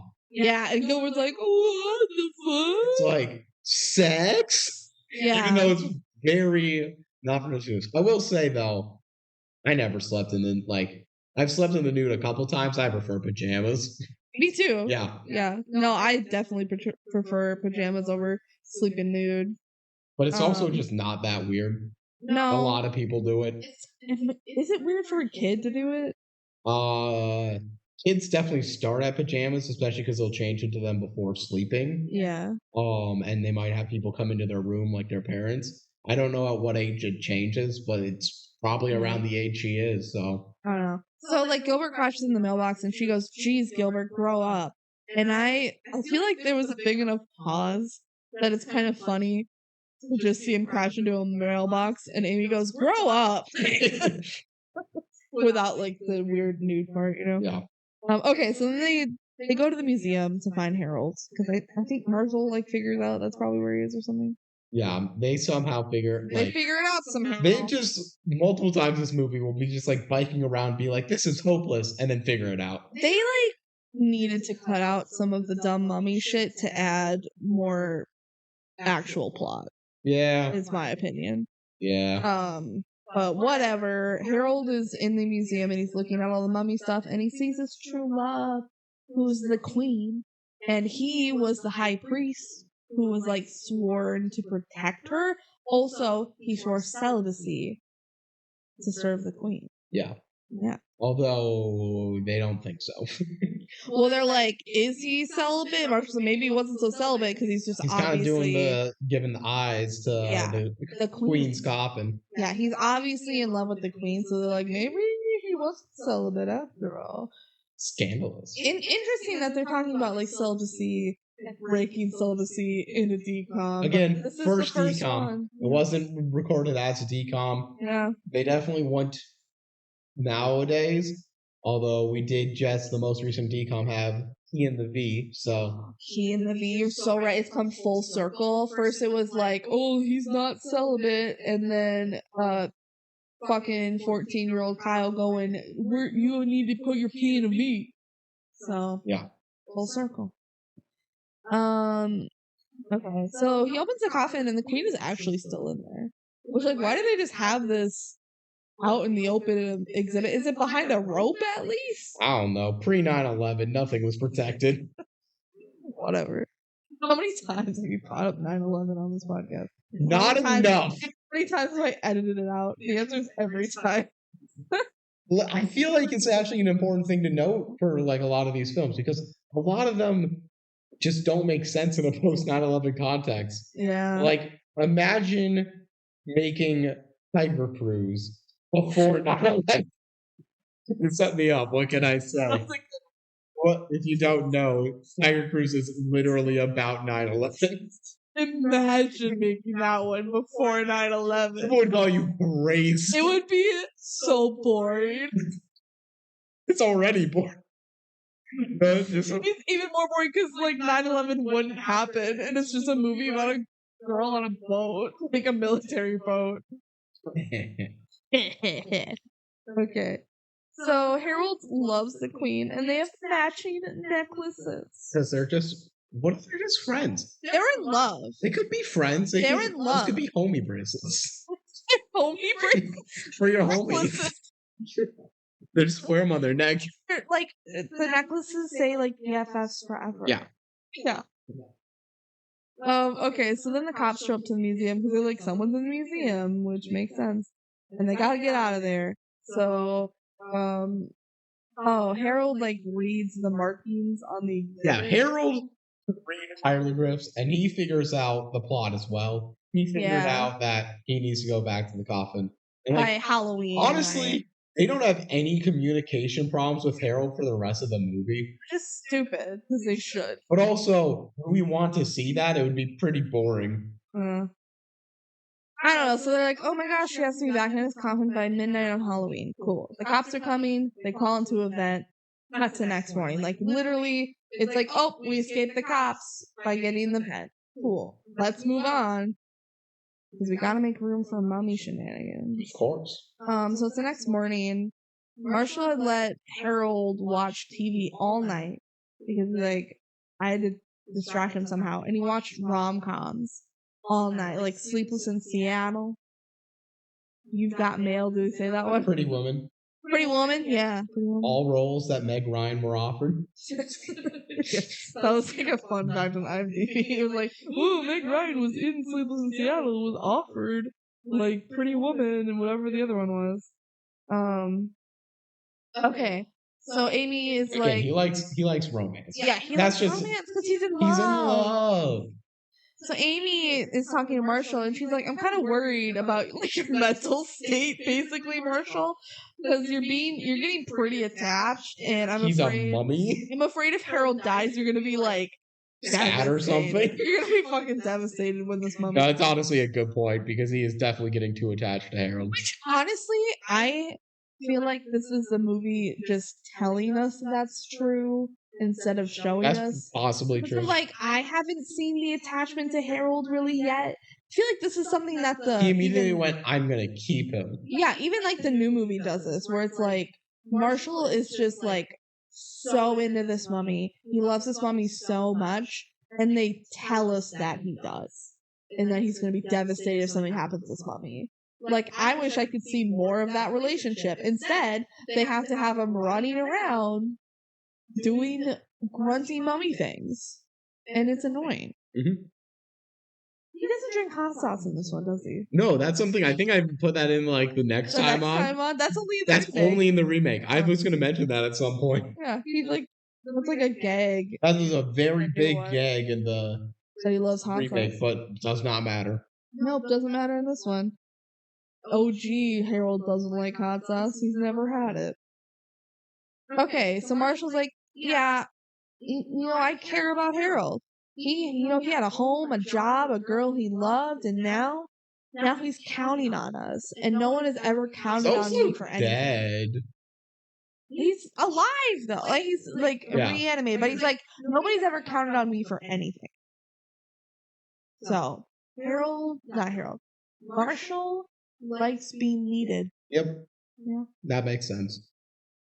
Honestly, that fits with the sequel. Yeah. That's funny. That's a little characterization that I think is much better described in this one that they build upon in the remake sequel. Mm-hmm. We have to talk about those movies a little bit because that's what they are. They're remaking this one. We're going to not rewatch this movie again whenever we have to watch. No, we just watched it now. That was the whole point. Yep. Who knows when we'll watch? Maybe it's next week. I hope not. Okay. Harold and Gilbert are playing with Nerf guns, and Marshall's like, we need to keep a low profile. And then guess who's back? It's Leonard. King. He's this back. is his second and final scene. Yep, best part of the movie. Thank God he's here to lighten the mood because this movie's boring. Leonard comes in and he sees Harold and he's like, "Cool." And then Leonard's He's the like, only person to like find the mummy yeah. in the whole movie. Yeah, to actually see him. Yeah. Leonard's like, "Oh, I saw that like coffin. It went into a very yellow truck with all the other furniture from the Kubat house." And they're like, "Leonard, help us figure out what this truck is. Otherwise, he's gonna die. Yeah, he's like, "It was yellow." And they're like, "Did it have writing on it?" And Leonard's like, "Yeah, it had writing on it." And they're like, "Well, what did it say?" And he's like, "I don't know. I can't read." Leonard's the best. Leonard's the king. Gotta love Leonard. And he's like, "They wouldn't give me ice cream, though." And they're like, "Oh my gosh, it was an ice cream truck because this ice cream brand has yellow ice cream trucks." But they didn't give Leonard ice cream because they were hauling. Let's go check the factory. Yeah, Maybe they were it's hauling in the front fucking for coffin. mummy stealing. Yeah. So they're like, "Cool, let's go to like the warehouse for this ice cream company." Okay, but first they need to buy some big, cheap clothes to put on Harold so that he can like walk through town without really being looked at, I guess. And they walk down the street, and it's very like funky, and the song that's playing is "Do a Little Dance, Make a little love, get down tonight." Casey and the Sunshine Band. Again, soundtrack kind of slaps. It's not much, but it's good. Was this my Here's Premieres CD? It was on your Here's Premieres CD. It's old DCOM music. Yeah, that makes sense now why that song was on the CD. They only play it for like 20 seconds, and they just give him a big makeover, and he like tries to flirt with a girl by putting his sunglasses down, and the girl sees that it's mummy eyes behind them, and goes, "What?" and runs away. That's a funny gag. Like, this movie can occasionally have some funny gags. I think it just leans too heavily on slapstick when, honestly, that's one of the weaker parts of the movie overall. When they have some characterization that could do stuff. This movie had potential. It did have potential. But it doesn't do it well. No. And the whole total package is just not that good. It's boring. Yeah. So then they have a gang where they're all riding bikes, and Harold's also riding a bike, but he crashes. Yeah, it's like a little kid bike. Yeah, classic Harold. So then they get to the warehouse, and Harold like boosts Marshall up, and he gets like launched over because remember he's super strong. But Marshall sneaks in, and he sees that Kubat is alive. What? But also Harold snuck in too, so he's there. And Harold, he sees the coffin and he starts to run to it, but Marshall stops him. He's like, "No, not now. Like, we'll get back, I promise." And he wants more time with him. Yeah, and then a little piece of the wrapping gets ripped off and left behind. Did they ever find this? Oh yeah, they do. But it's honestly like not that big of a deal. It's not that significant, but like his wrapping gets left behind. Harold yeets Marshall over the wall again. Yeah, they had to climb this big wall, and it's just like throw Marshall. Yeah, he like honestly should have broken his ankle or something. Yeah. And then they tell the others that Kubat is alive, and they want to sell the coffin. And so they're like, "How are we gonna get in with all those goons? Like, we don't have goons." And Marshall goes, "Yeah, we have to be smarter than them to sneak Harold back into the coffin, right?" So they need a car also to haul the coffin away. They're like, "We need to steal the coffin, haul it away. We need a car. Let's go see Bruce." And then we get a 2-second scene of the goons finding the wrapping. Yep. And they also like saw the kids run off. That's what I'm saying. Like, you're not gonna believe this, boss. Yeah, I saw a mummy. Oh. And Kubat goes, "Try me." Like, "You're not gonna believe it, boss.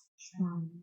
Like he knows that this could happen or something. Which is kind of silly because I don't think he actually does. But they all very quickly accept that it's just a real mummy. Right? They just want him back because then they get a bigger price. Yeah. It's also Halloween when this is happening. That's true. It could just be a kid, like a guy in a mummy costume. What if he's just dressed up? But whatever. Okay, so now they're all in costume. Like, kind of. I don't remember what they're dressed as. They all dressed in costumes. I do know that Gilbert had like a big feather boa on. But like so- their costumes aren't anything specific. No. Again, I feel like Marshall should have just decked them out and stuff. They had stuff they could have Yeah, done, like but whatever. well, Marshall has a scary mask that he wears. And I swear at one point they said like, "Oh, we're at this carnival," but it's not a carnival; it's like a dance. So I don't know. It's just some party. It could Like- just be a school dance that they call the carnival. Well, I think it's not a school dance; it's like a community dance because there's adults there. Yeah. Yeah. So they go there to find Bruce because Bruce is like working there. And they make some like old references that I don't understand, like old movie references. I think I don't know. Yeah. Like, It was a 97 movie. yeah. Neither of us were alive when this came out. Nope. Okay, so then Marshall sees his mom dancing with Ted, and they look happy.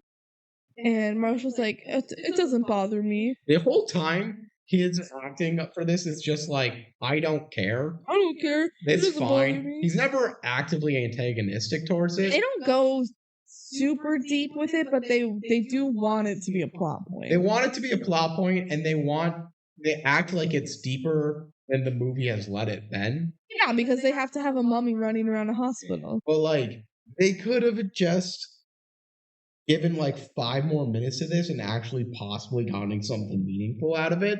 Because the groundwork is there, and they obviously care enough to dedicate time to it. It's genuinely so unimportant. Yeah. It's so unimportant I that think you it's just more ignore important it. in the remake. Yeah. Maybe. Yeah, I think it is.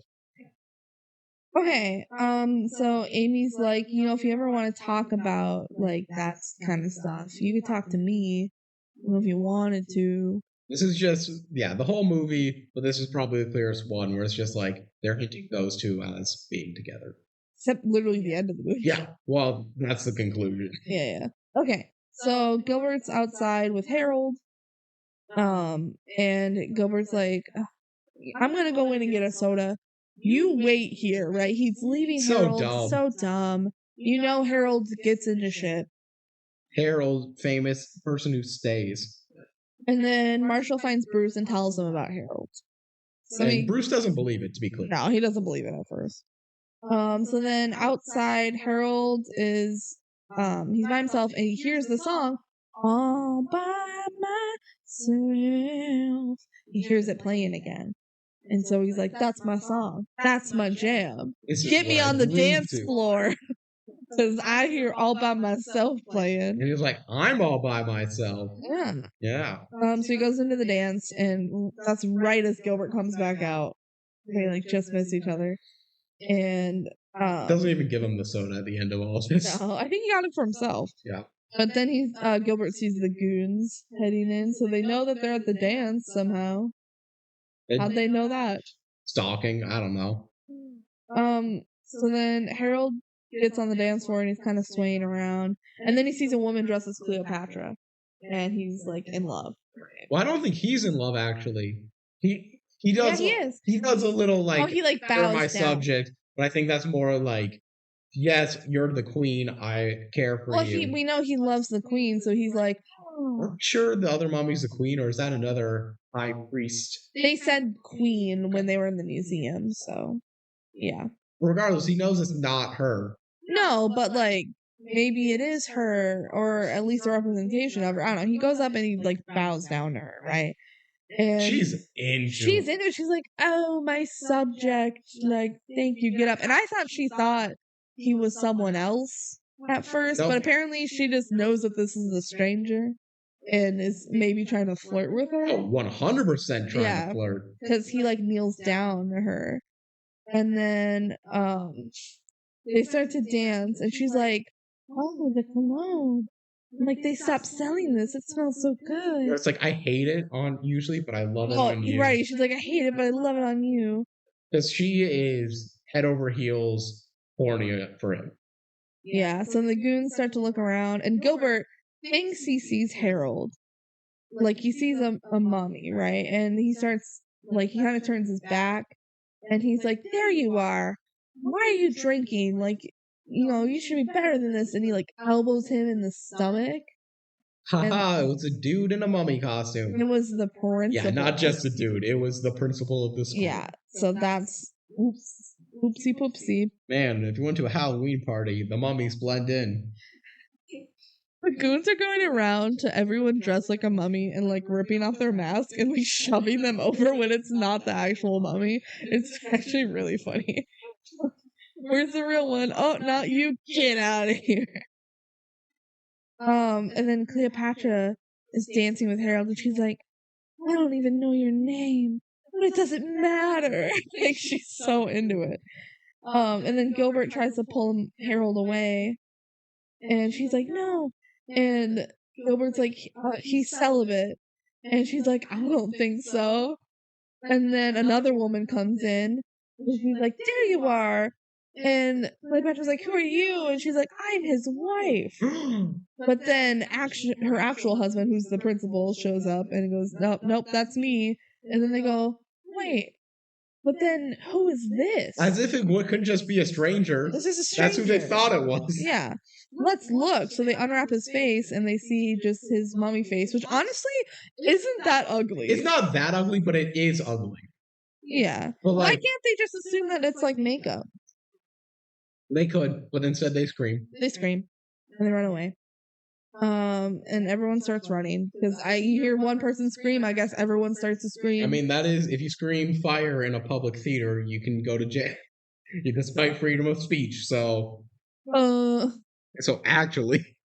And then they go through the haunted house, which Bruce was working the haunted house, by the way. Yeah, this is like, I was thinking about this. That's probably one of his biggest money days ever. Oh my gosh. Theoretically. Yeah. And they're pulling him away from it. Yeah, which is a bummer. So Bruce like believes him now, I guess. And they convince Bruce to help. But they get out the door and the goons, I think, are chasing them. And they run through the haunted house. Yeah, they run through the haunted house and then they have to Harold has to hold the door. Because Harold's so strong. Yeah.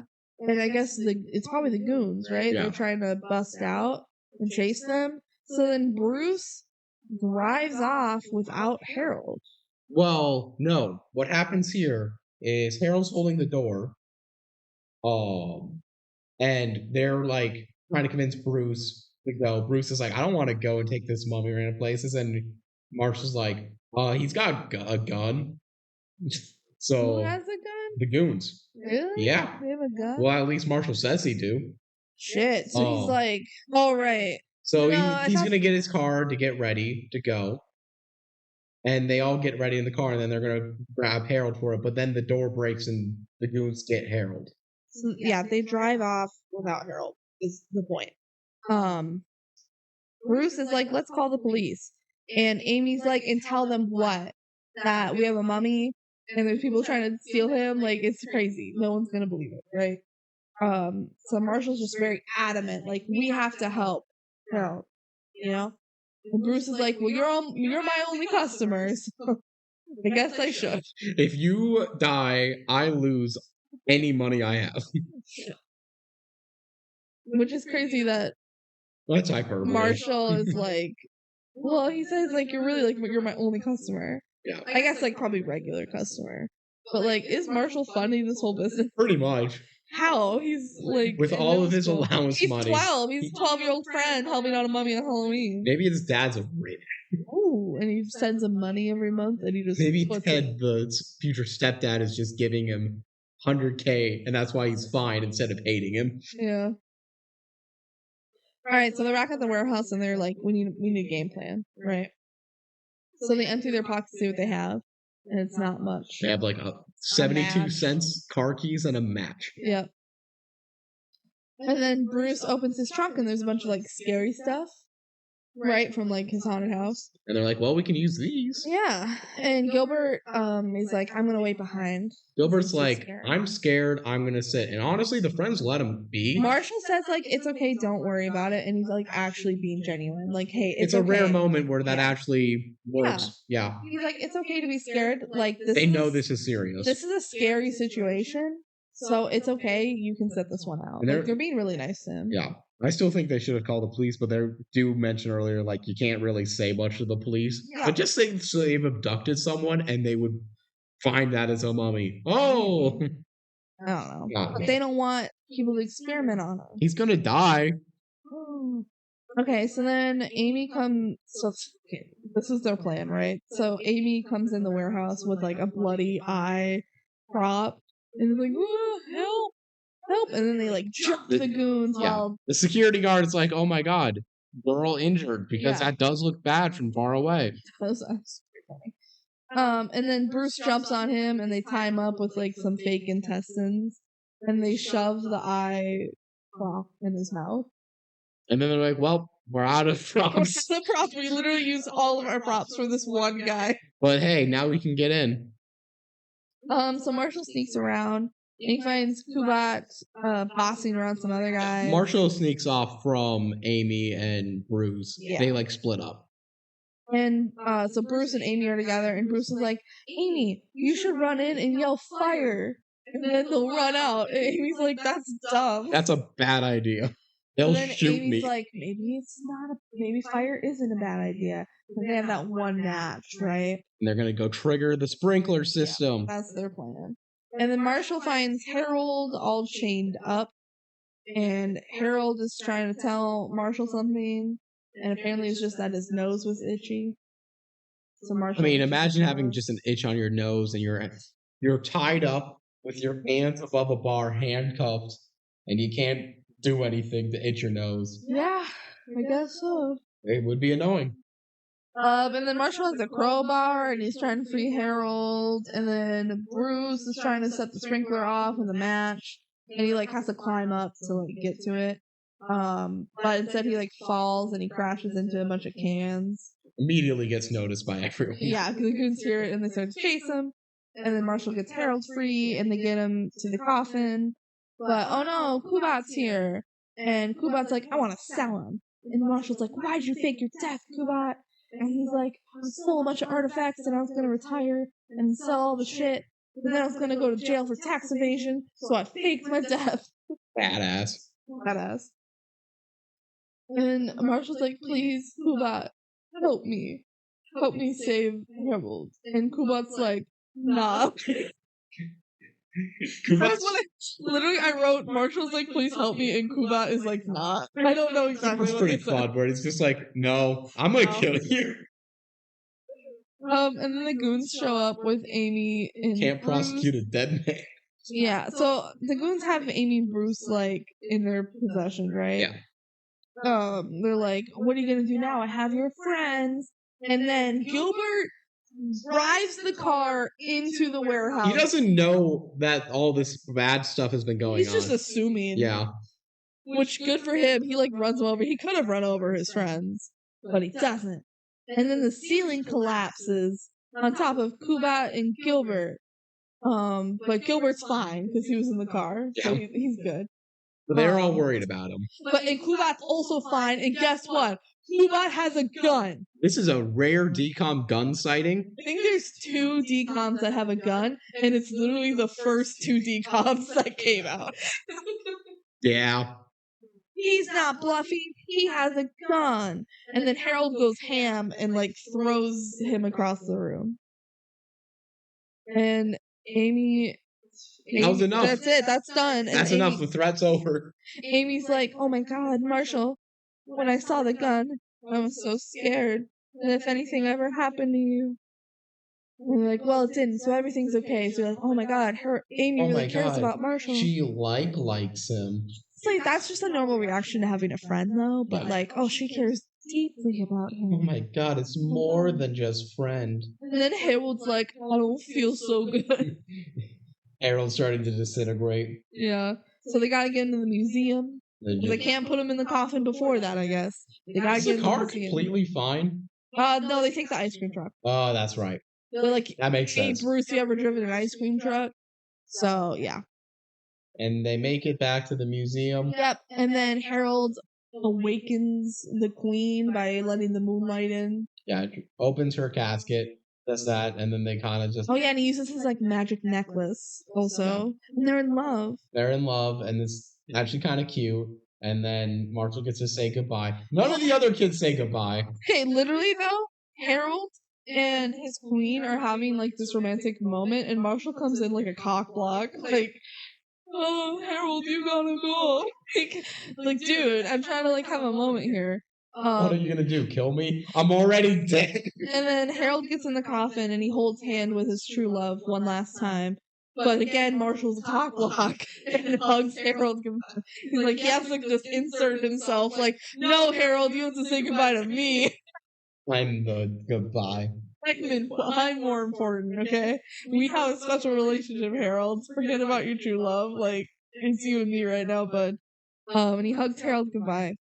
And then they all say their goodbyes. And Harold himself goes, bye. Well, honestly, we've not done enough mummy grunts. Here, just edit a bunch of these randomly throughout, okay? Sure.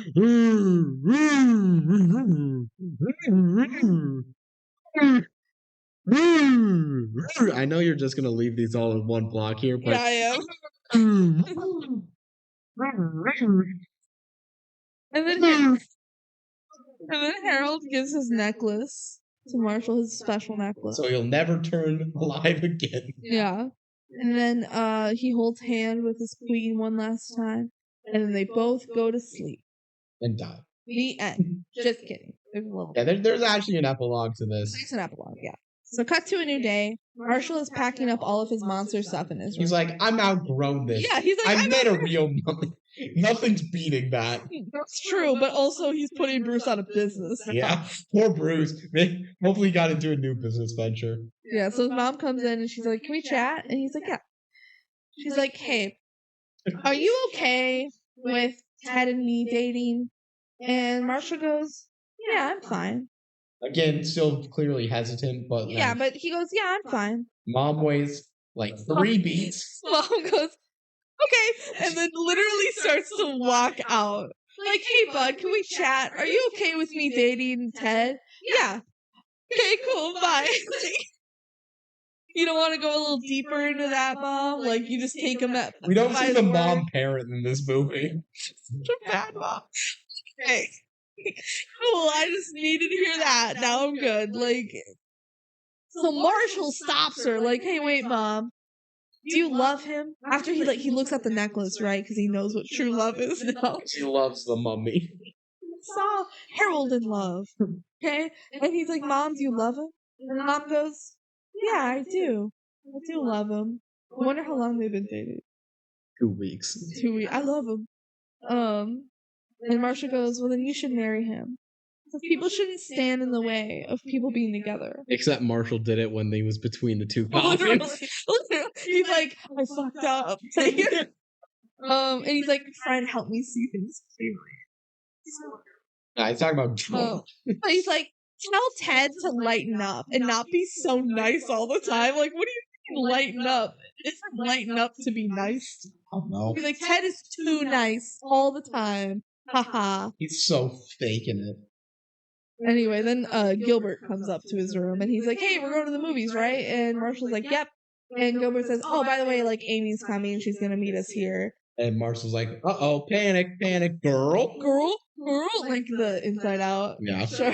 Girl. He's like, what? Amy's coming? How does my shirt look? And Gilbert's like, what the fuck is going on? And Marshall's like, I gotta put gel in my hair.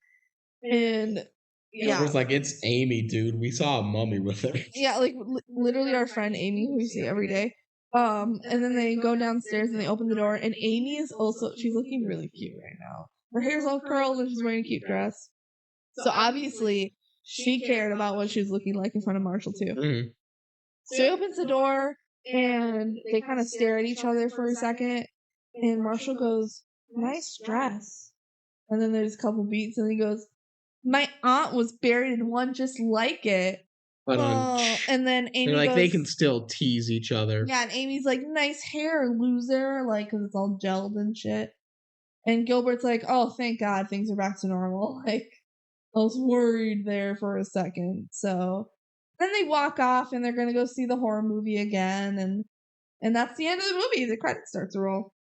Yeah. That's Under Wraps. It was the first DCOM. It was not the last. It, like, almost was the most recent DCOM, but then Zombies and Compact came out. So. Yeah. It certainly was a DCOM. Yeah. We've already given a lot of our overall thoughts on the movie. It's just Mostly boring. It's A lot of grunting mummy slapstick comedy that doesn't fully land, and it doesn't capitalize on the potential that it did genuinely have. But even if it fulfilled that potential, I'm not sure how good that would have actually been. Fun fact, when we watched this for the first time, I actually fell asleep during it. And I swear I did not miss like anything because I fell asleep to mummy shenanigans. I woke up to more mummy shenanigans. Like, I'm like, oh, this is just the whole movie, huh? Just mummy noises. The beginning, I was like, what, 10 minutes? I was actively enjoying it. I'm like, this is great. And then the mummy comes and it's just worse. Can we point out that there's no gooping in this movie, which is just shocking? What kind of goop could you do for a mummy? They're like really dry. It's just a big slapstick comedy. That's true. You're right. He should have like fallen into some mud or something. Yeah. It's just weird that there wasn't. Yeah. Final Jank House ranking for this movie is 68. Benji has it at 86. And I have it at 101. Oh, that's pretty low for you. Yeah. So we both dislike it more. You significantly more. Yeah, I have it in F tier on my list. I think I have in D tier. I think I'm happy to keep it in D tier. There is not that much. I'm never gonna be excited to watch Under Wraps. No. And that's kind of what it boils down to.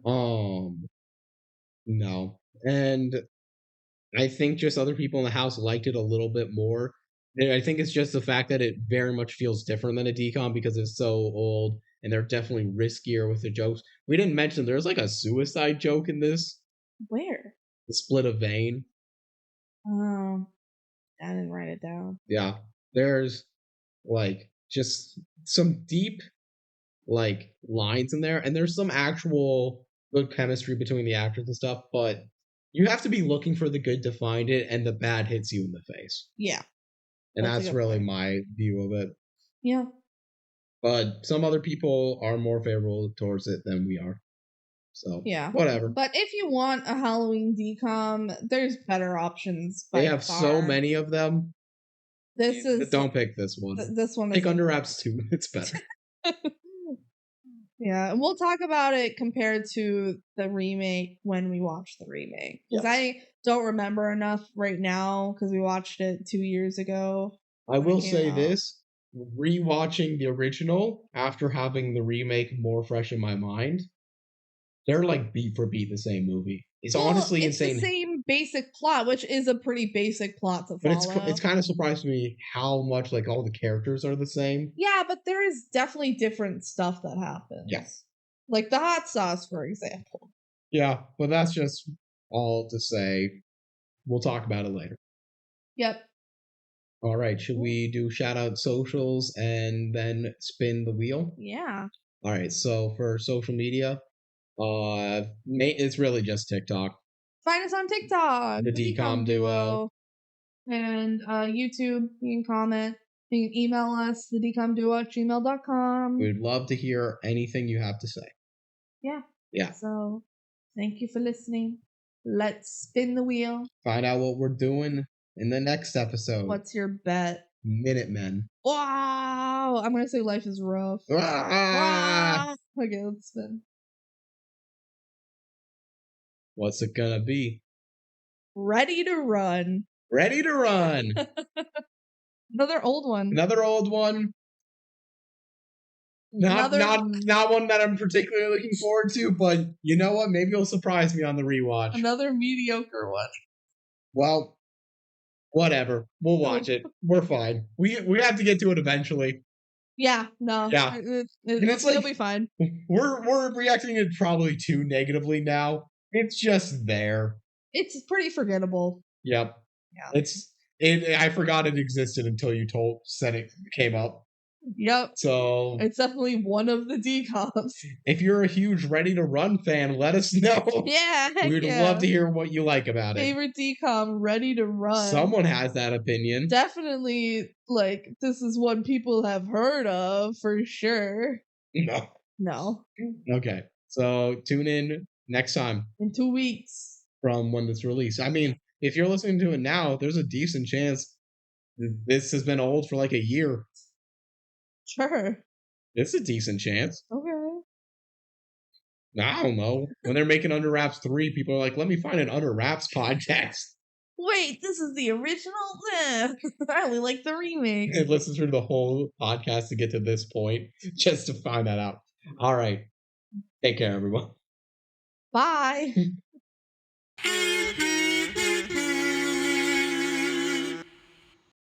Scenes from our next episode. She has the confidence of horses. Do we remember anything? Oh, I know. They can't be a jockey because She's a girl. Yeah. Yeah. Yeah. And also jockeys are dangerous. Yeah, being a jockey's dangerous. And the horse can talk. And the horse has to listen to music to race good. This is just like a different movie. It's like all horse racing movies. But also, the horse can talk and somehow it's extremely boring. Yeah. That's weird. The horse goes like, hey, it's me, the horse. Hi, I'm the horse. Bet you're wondering how I got into this situation. Bye. Bye.